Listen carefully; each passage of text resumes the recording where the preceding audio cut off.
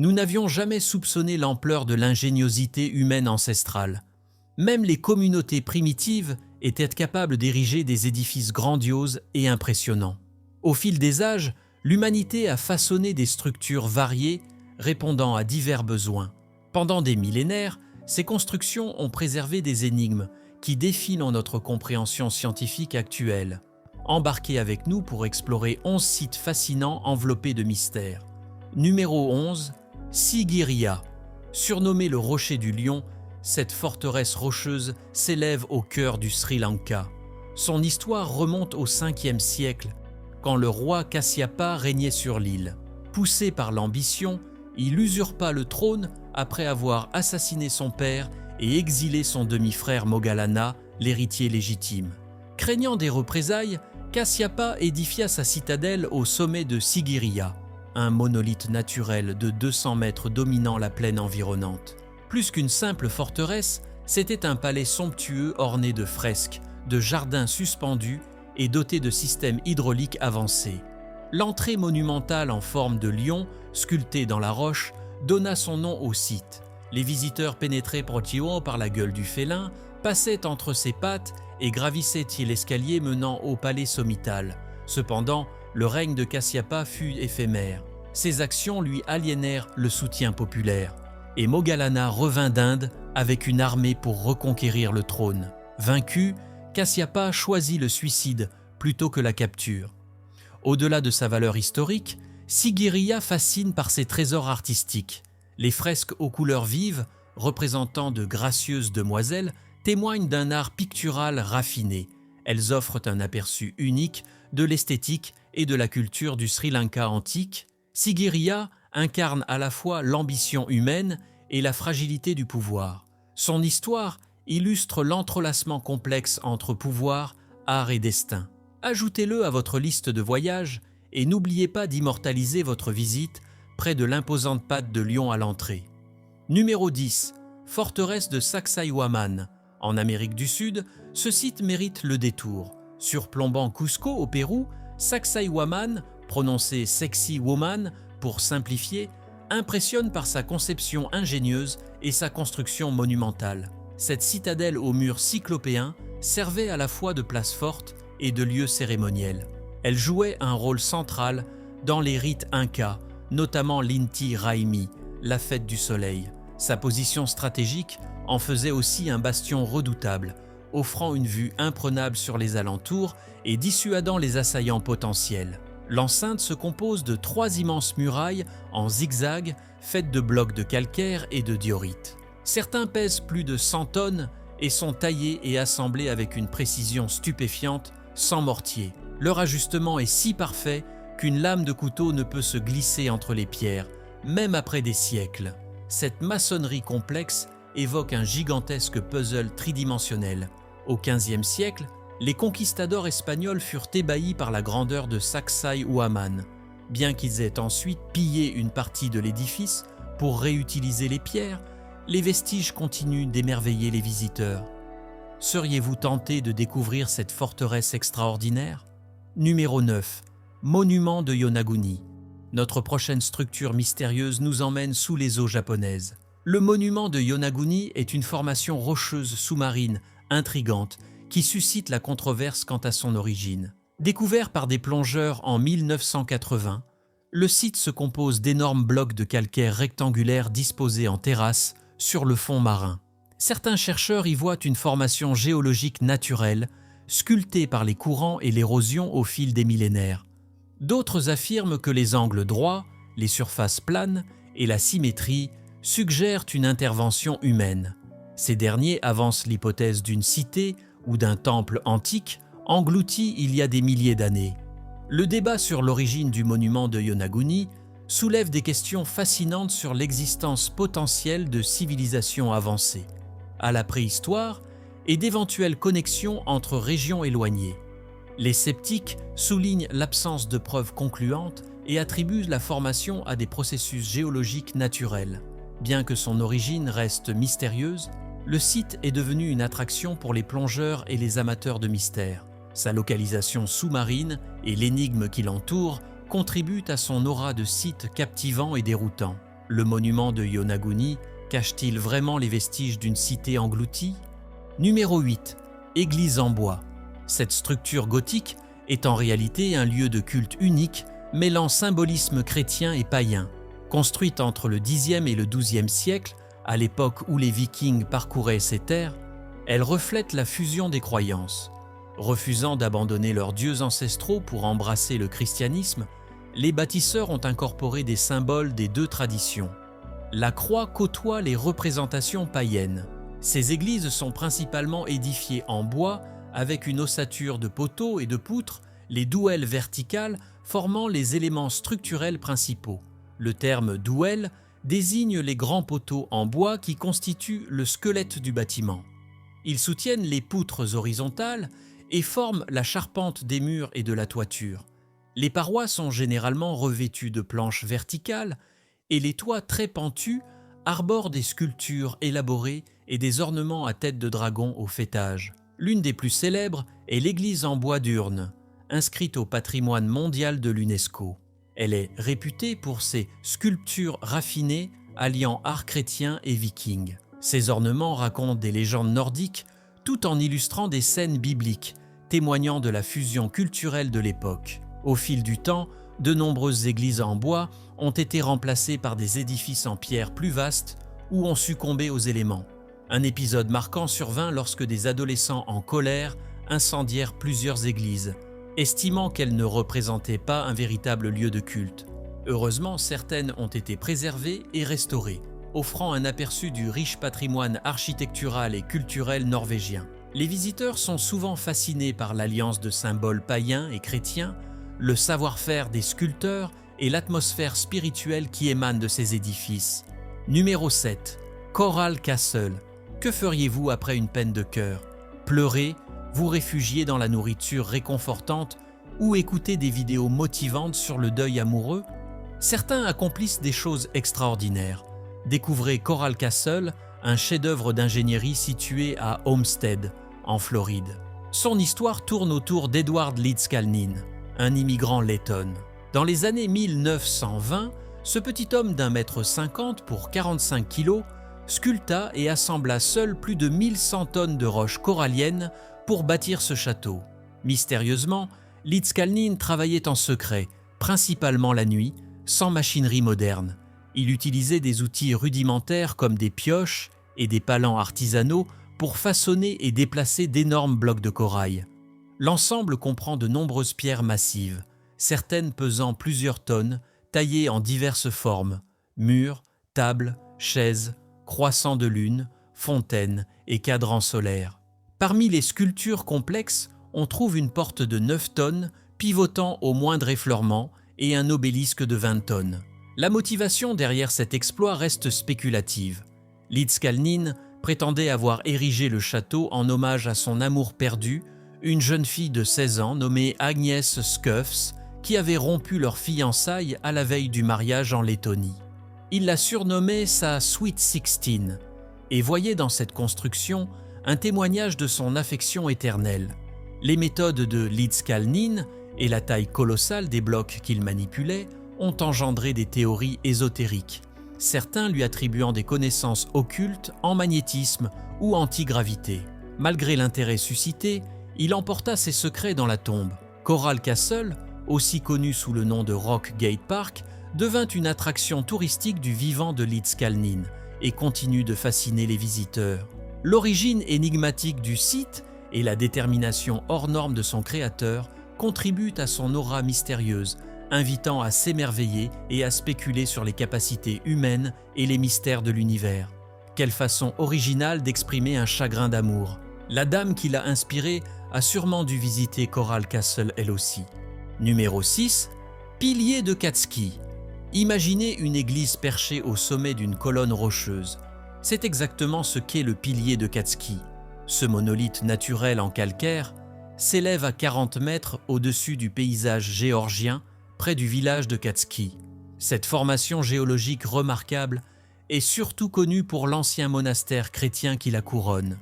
L'histoire du pilier remonte à l'Antiquité, où il servait probablement de lieu de culte païen en raison de sa forme distinctive. Cependant, au VIe ou VIIe siècle, des moines chrétiens le transformèrent en un lieu de retraite spirituelle. Ils construisirent une église et une cellule monastique au sommet, accessible uniquement par un escalier en fer vertigineux. L'importance spirituelle du site s'accrut et, au Moyen Jeu, le pilier devint un lieu de pèlerinage pour ceux en quête de solitude et d'illumination religieuse.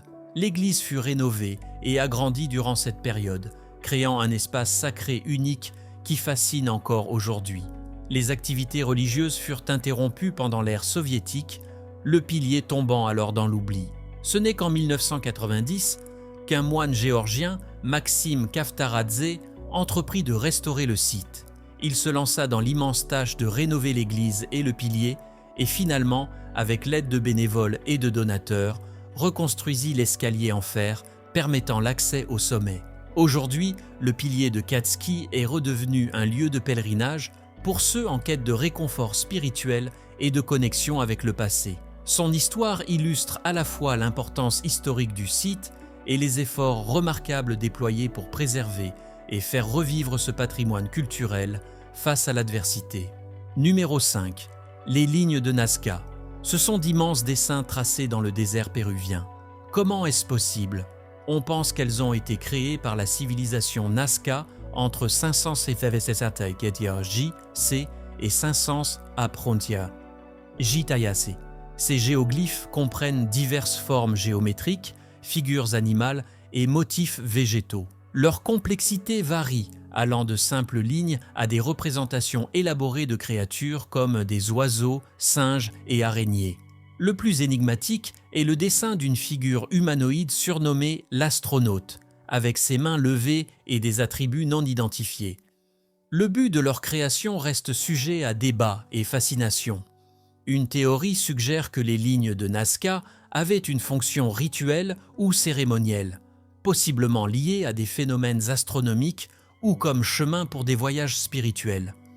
Une autre hypothèse prédominante est qu'elles avaient une signification culturelle et servaient de forme de communication ou d'art visible depuis les airs.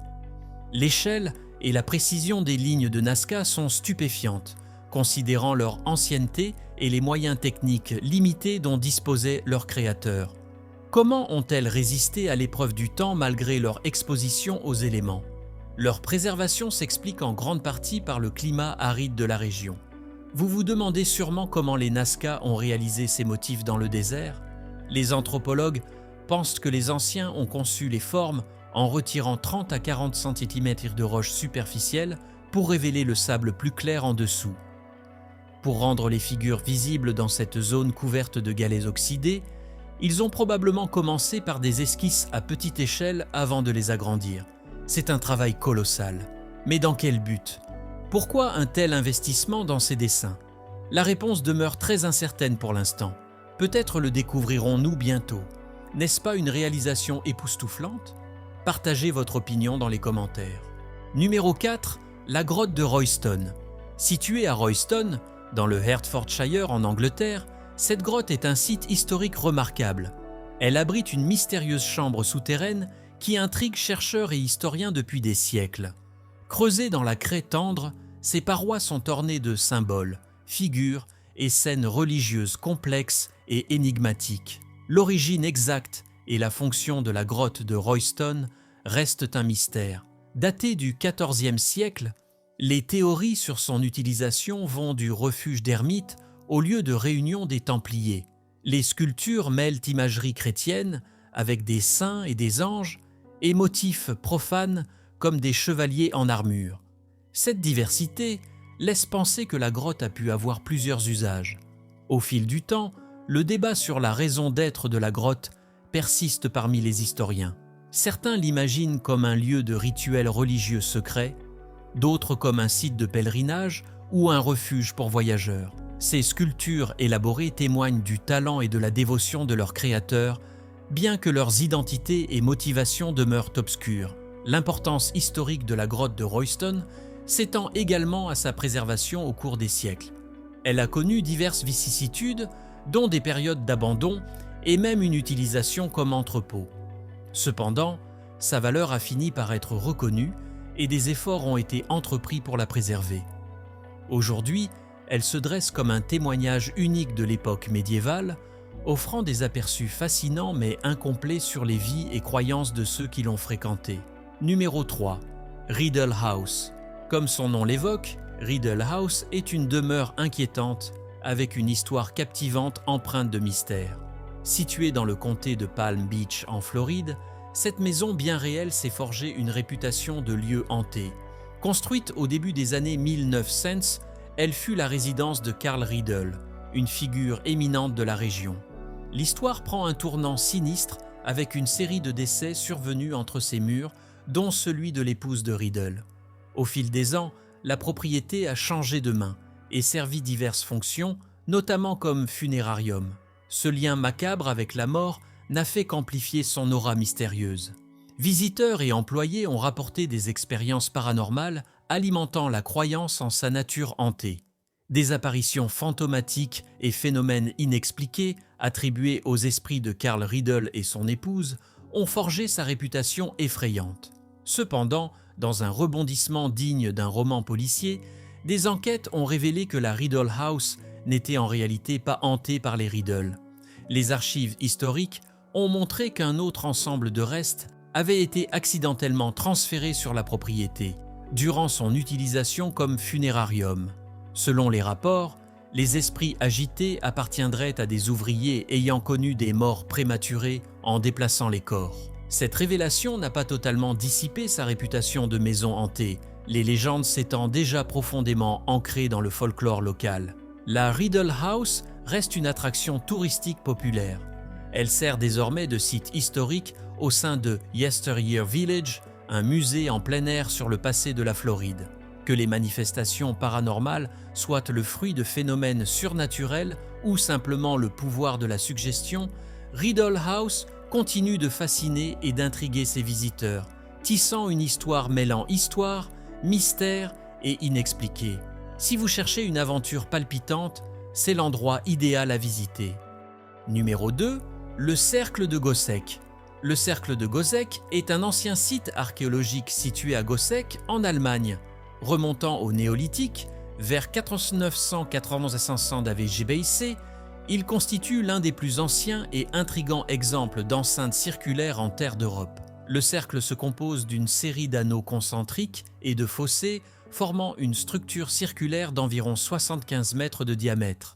Découvert en 1991 grâce à des photographies aériennes, il a révélé sa conception complexe.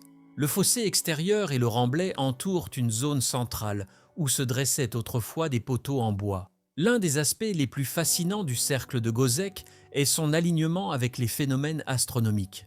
3 entrées sont précisément positionnées pour s'aligner avec le lever et le coucher du soleil à des dates spécifiques, notamment lors des solstices d'hiver et d'été et des équinoxes de printemps et d'automne. Ces alignements suggèrent que le cercle de Goseck avait une importante fonction astronomique et calendaire, servant peut-être d'ancien observatoire solaire ou de site cérémoniel pour marquer des événements agricoles et célestes cruciaux. La construction du cercle de Goseck aurait nécessité un travail et une planification considérables, démontrant les compétences d'ingénierie avancée de la société néolithique qui l'a créé. L'alignement minutieux du site, avec les mouvements solaires, témoigne également d'une compréhension sophistiquée des schémas célestes. Le cercle de Goseck offre un aperçu fascinant des réalisations culturelles et technologiques des sociétés anciennes. Son rôle probable d'observatoire astronomique et de site rituel souligne l'importance de l'astronomie, de l'agriculture et des activités communautaires dans la vie de ces premiers Européens. La découverte et l'étude du cercle de Goseck continuent d'enrichir notre compréhension du passé lointain et de la relation complexe entre les humains et le cosmos. Ce cercle est sans conteste l'un des plus anciens observatoires solaires connus. Numéro 1. Le Palais des Falaises. Érigé aux alentours de 1190, le Palais des Falaises représente le summum de l'architecture troglodytique en Amérique du Nord. Ce complexe impressionnant abrite plus de 150 espaces distincts allant des quartiers d'habitation aux zones de stockage en passant par des salles dédiées aux rituels. Niché au cœur des majestueuses falaises de grès de Mesa Verde, ce site bénéficiait d'une position défensive naturelle, le protégeant des intempéries et d'éventuels assaillants. La création du Palais des Falaises témoigne du génie inventif de ses bâtisseurs. Les Anasazi ont habilement combiné des blocs de grès et des poutres de bois pour ériger des structures complexes à plusieurs niveaux, reliées par un réseau intriqué de pièces et de passages. Leur maîtrise des techniques de maçonnerie, notamment dans la fabrication de mortiers et d'enduits sophistiqués, a grandement contribué à la solidité de l'ensemble. L'énigme de l'abandon du Palais des Falaises et de ses environs par ses occupants ancestraux reste entière.